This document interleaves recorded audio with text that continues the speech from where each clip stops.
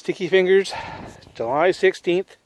Technically this is take number 3, but the first one was kind of boring, so I may not post it. So this may end up being number 2.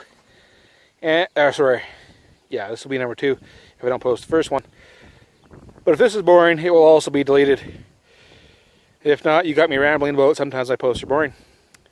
Oh, in case I didn't mention it before, shout out to my man Haas. Okay. These particular hives right here, that one had 2 queen cells in it last time I checked. That one had nothing. But it's got some bees in it. You see these bloody ants right here? I don't know what I'm going to do about them. You can sprinkle cinnamon around the hives, but that doesn't really work that good, and they just climb up the grass and get in there anyway. Oh, ants are a pain. I might have to mix up some ant bait or some Ajax and icing sugar or something, try and poison little buggers. We'll see. Oh yeah, Haas, don't use the phrase bugger, especially around little grandma. She will kill you. She will twist your little ear right off. You might try it and think it's funny. She won't think it's funny at all. Don't use that phrase. Anyway. So other than my ants, which are making me mad, I'm going to crack open these hives and try not to get stung in the process. And I'll see what's going on. So, as I hit pause, there's a very good chance next time I go to hit record, I'll stop the whole thing and it'll be reset. Okay. So, there's a fair amount of activity in here. And the queen cells are opened. So I'm hoping the queen hatched and is flown out and come back, or on her mating flight right now. I don't know. At any rate, there's no eggs in there. So I stuffed some more comb down in there that they can lay onto.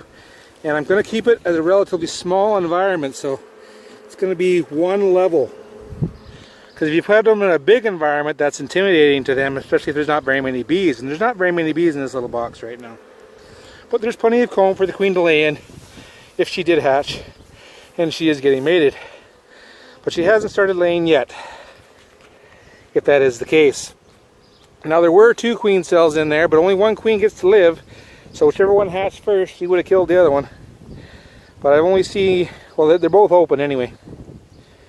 So hopefully there's going to be an active queen in there soon. It's also possible when she flies away and gets mated, she gets eaten by a bird or hit by water or can't find her way back or something. Bees do stupid things sometimes. Again, this video isn't very interesting. It may or may not make it onto the net. We'll see what happens. I find this very, very interesting. At one point in time I wrote down that I had a queen cell in here, and then later I couldn't find it, so I thought, well, maybe I made a mistake or I forgot or something. But as I'm examining this hive now, I find several eggs perfectly in the center of a cup. Just one egg by themselves. Now, I won't know until those eggs get capped whether or not those are drones or those are workers. I mean, they're in worker cells, so they should be workers. But if there's no queen in there, there's no way there's working eggs in there. But there are eggs in the right spot, right in the center of the cups. And if the drones are laying them, they're all over the place and they're not looking right. So drones don't lay eggs, I mean, but if the workers lay eggs, those eggs become drones because the workers aren't fertilized queens, obviously. So that's very, very encouraging. That means this is now an active hive. Now, I only seen a dozen or so eggs in there because there was only that much space for it at the spot. I got a frame of honey I stole from the other side there to make room.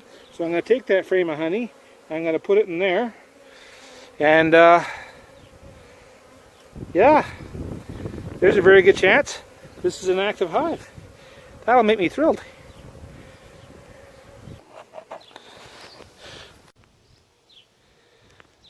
Darn it, timed out.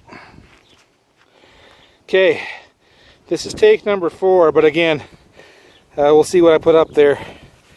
Anyway, Haas, this is a very important piece of information.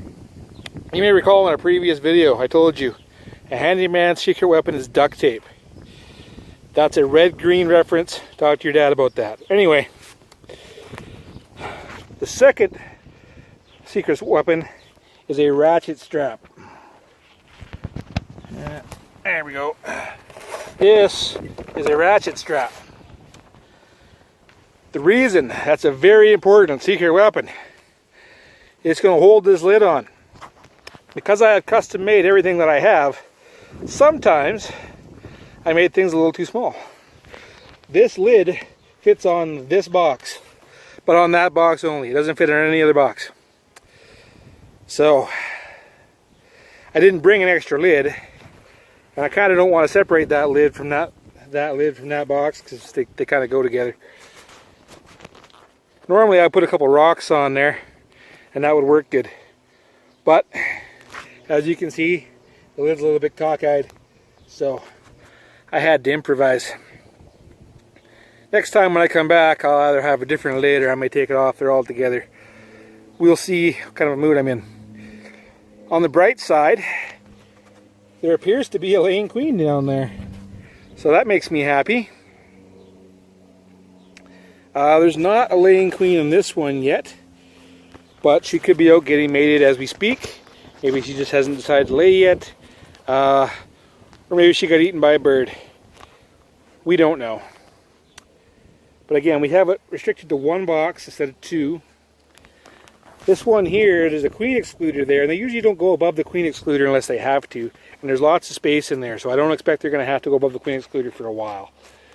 But just in case they need space to lay, and just in case I can get them to start building that comb up there, that'd be great. So, anyway, remember, handyman has two secret weapons. Number 1, duct tape.